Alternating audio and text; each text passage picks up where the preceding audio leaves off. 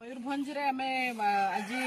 Rasgovindpur block रो खुंटा गाँव रे अच्छु जोठी गोटे अल्प बयसर झील ता ससुर घरे निर्यातिता हेकरी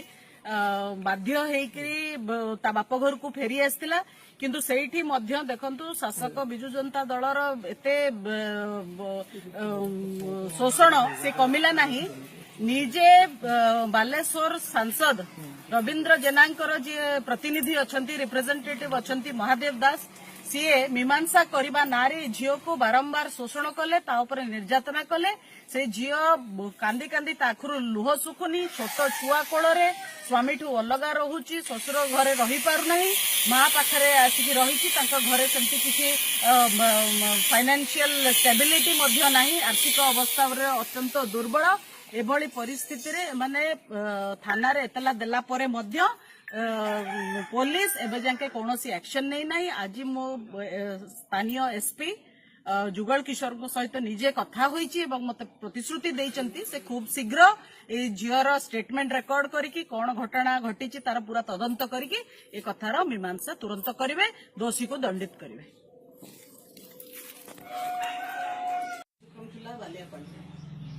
सेठी मते किछि लोक कहिले गोटे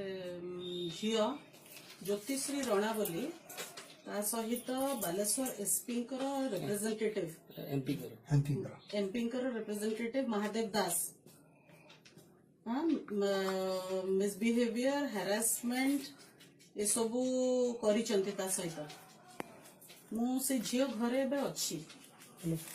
से झिय पर दिन एफआईआर देछि रूपसा थाना रे एबे जाके से जो महादेव दास जी एमपी रिप्रेजेंटेटिव ताकू पुलिस भी पचरा उचरा कर डाकिनी झीर 161 164 भी है नहीं कि से पुओ को अरेस्ट करने कौन से उद्यम है नहीं किसी है नहीं। मो माने I wish that you would intervene in this matter कारण मो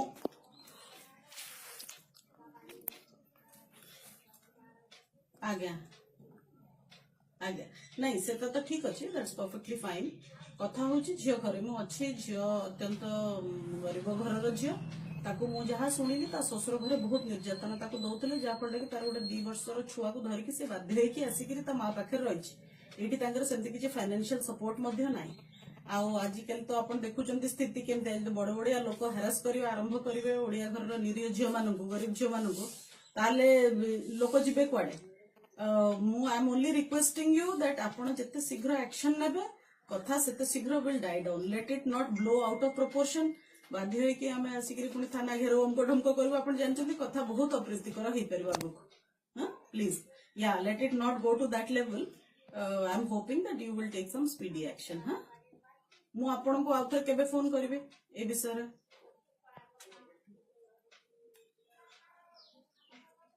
नहीं मो पाई फोन दरकार ना मु जानिया चाहूँ कौन आप एक्शन नेले बोली कौन हैला मु I want to hear from you what is being done. देखंतु इट्स वेरी इंपोर्टेंट राजनीति छाड़ दियंतु I am very seriously I am talking to you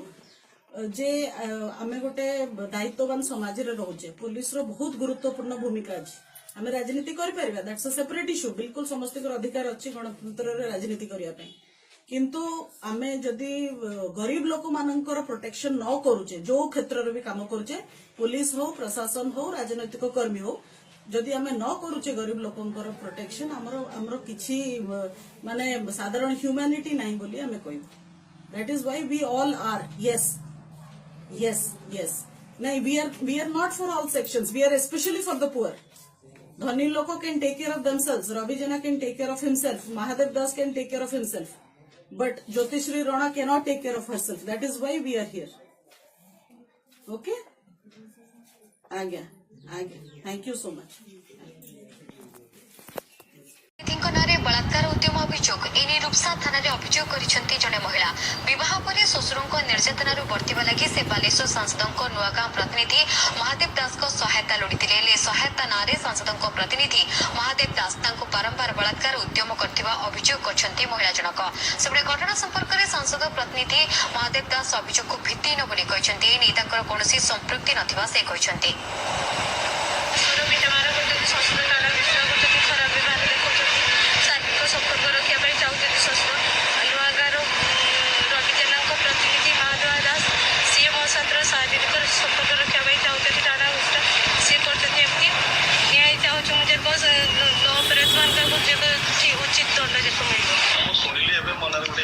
Rupsa थाना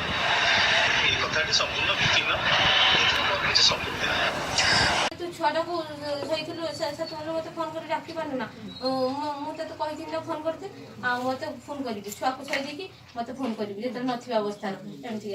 ଏମିତି ସେ ଚାଲିଗଲା ଘଟଣା। ତାପରେ ମୋ ଶାଶୁ ଏମିତି କିଛି କଥା ନଥିବ ମୋର ପିଟା ମାରା କରି ତାକୁ ରାସ୍ତାରେ ଭୁସାରି ନେଇଯିବେ ତାଙ୍କ ଘରକୁ ନେଇଗଲା ପରେ ମୋ ଶାଶୁକୁ ବୁଝାସୁଝା କରିକି ସେମିତିକା ପଠେଇଦେବେ। ସ୍ୱାମୀକୁ କହିଛି କଥା ସବୁ କହିଛି ସିଏ କିନ୍ତୁ ସେ କଥା ମାନିଲେନି। ସିଏ ଆହୁରି ଓଲଟି ମୋ କତରୁ ଶୁଣିକି ତାଙ୍କ ପାଖରେ କହିଦେବେ ସେ ମହାଦେବ ଦାସ କଥା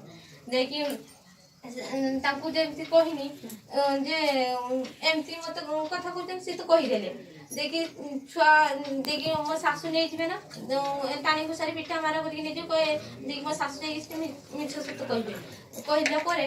ଦେଇକି ମୋ ଶାଶୁକୁ ପଠେଇଦେବେ ବୁଝାସୁଝା କରିକି ସେଦିନ ବୁଝାସୁଝା କରିକି ପଠେଇଦେବେ ଦେଇକି ମୋତେ କହିବେ ତୁ ରହ ଦେଇକି କହିବେ ମୋ କଥା ବୁଝୁନି କହିଲେ ତୋତେ ଏକୁ ହଇରାଣ କରିବେ ମୋ କଥା ଯେ ଦିନ ନ ବୁଝିଥିବୁ ଏମିତି କରିବେ ଦେଇକି ମୋତେ ଘୋଷାରିବେ ଟାଣିବେ ଲୁଗାପଟା ଚିଟ୍ ଦାମ୍ପି ଦେବେ ଏମିତି ବ୍ୟବହାର ମୋ ଶାଶୁ ଦେଖିବେ ବାରମ୍ବାର। କାଲି କ'ଣ ଘଟଣା ଘଟିଲା କି ଯୋଉଥିପାଇଁ କି ଯିବାକୁ ବାଧ୍ୟ ହେଲୁ ଥାନାକୁ? ଏମିତିକା ବାରମ୍ବାର କେତେବେଳେ ମୋତେ ପଛଆଡ଼ୁ ଆସିକି କୁଣ୍ଡେଇ ପଡ଼ିକି ଚୁମ ଦେଉଛନ୍ତି ଦେଇକି ମୁଁ ଘୁରିକି ଚାହିଁଦେଲାକୁ ଦେଇକି କହିଲେ ଶୁଣ ତୋ ହାତରେ କଥା ଅଛି ଏମିତି ମୋତେ ମିଛ ସତ କଥା କହିକି ଡାକିଦେଲେ ଟିକେ ଆମର ସେ ଟିଭି ଲାଡ଼ୁ ବାହାଡ଼େ ହେଇଥିଲା ମୋତେ କୁଣ୍ଢେଇ ପକି ଚୁମ ଦେଉଛନ୍ତି ଦେଇକି ନାନା ଘୁଷାରି ହେଉଛନ୍ତି ମୋ କଥା ବୁଝୁନି କହିଲେ କେଦିନ ବୁଝିବୁ କହ ଏମିତି କହିବି। ହଉ କାଲି ଥାନା ଯାଇଥିଲ ଥାନା ଦେଇକି ଆସିଛ ତୁମେ କ'ଣ ଚାହୁଁଛ ବର୍ତ୍ତମାନ? ମୁଁ ଚାହୁଁଛି ଉଚିତ ନ୍ୟାୟ ଚାହୁଁଛି ଦୋଷୀକି ଯେପରି ଦଣ୍ଡ ମିଳୁ। ତୁମେ ତମ କଥାରେ ତୁମେ ତମ କଥା ଅନୁସାରେ କାମ କରିବ ତ?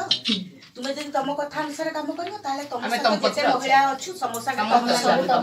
ତମ ପାଇଁ ମଝିରେ ବିଗିଡି ଯିବ ନା ମୁଁ କାହା କଥାରେ ପଡିକି କାହାରି କଥାରେ ପଡିନି ହେଲା। ଏତିକି ପ୍ରତିଶ୍ରୁତି ତମ ସାଙ୍ଗରେ ସବୁବେଳେ ମହିଳା ବୋଲି ଅଛି କଂଗ୍ରେସ ମହିଳା ସଂଗଠନ ସବୁବେଳେ ତମ ସାଙ୍ଗରେ ଅଛି ଯେତେବେଳେ ଦରକାର ପଡ଼ିଲେ ବି କିନ୍ତୁ ତମେ ସେଇ ଯୋଉଟା ଦେଇଛ ଏଫଆଇଆରଟା ସେ ଏଫଆଇଆର ନେଇକି ତୁମେ କାମ ଉଠେଇବନି ନା ଠିକ ଅଛି ତ? ଇଏ ଖରାପ ବ୍ୟବହାର ଦେଖୁଛନ୍ତି ମାନେ କୁଣ୍ଡେଇ ପକେଇବେ ମୋତେ ଚୁମା ଦେବେ ଦେବେ ମୋତେ ମହାଦେବ ଦାସ କୁଣ୍ଡେଇ ପକେଇବେ ଦୁଧର ହାତ ମାରି ଚିପି ଦେବେ ଦୁଧ ଜଙ୍ଗୁର ହାତ ମାରି ଲୁଗା ଟାଣି ଘୋଷାରି ପକେଇବେ ଏମିତି ମୋ ସହିତ ବ୍ୟବହାର କରିବେ। ଏ କଥା ମୁଁ କାହାକୁ କହିବି ମୋ ଶ୍ୱଶୁର ବି ସେଇଭଳିଆ ତାଙ୍କ ଶ୍ୱଶୁର ଟାଣା ଘୁଷରା ପିଟା ମାରା ତାଙ୍କ କଥା ନ ବୁଝିନେ ପିଟା ମାରା କରିବେ ତାଙ୍କ କଥା ନ ବୁଝିନେ ମୋତେ ଧମକ ଦେବେ ଯେ ତତେ ମୋ କଥା ନ ବୁଝିନେ କାହାକୁ ଏ କଥା କହିବିନି କହିଲେ ମୁଁ ତତେ ଜୀବନରୁ ମାରିଦେବି ଏମିତି ମୋତେ ଧମକ ଦେବେ। ମୋ ଶାଶୁ କୌଣସି କଥା ମୋର କିଛି ଦୋଷ ନଥାଇକି ବି ମୋତେ ପିଟା ମାରା କରିବେ ସେ ମହାଦେବକୁ ମୋତେ ଘୁଷାରି ରାସ୍ତାରୁ ନେଇଯିବେ ଏମିତି କରି ମୋ ସ୍ୱାମୀ କିଛି ବି ବୁଝିବେନି ମୋ କଥା କହିନେ ଯଦି କହିବି ତାହେଲେ ମୋତେ ଆହୁରି ପିଟା ମାରା ବହୁତ କରିବେ। କାରଣ କ'ଣ କିଛି ଗୋଟେ ହେଇଥିବ କାରଣ ପାଇଁ ଏମିତି କାରଣ ମାନେ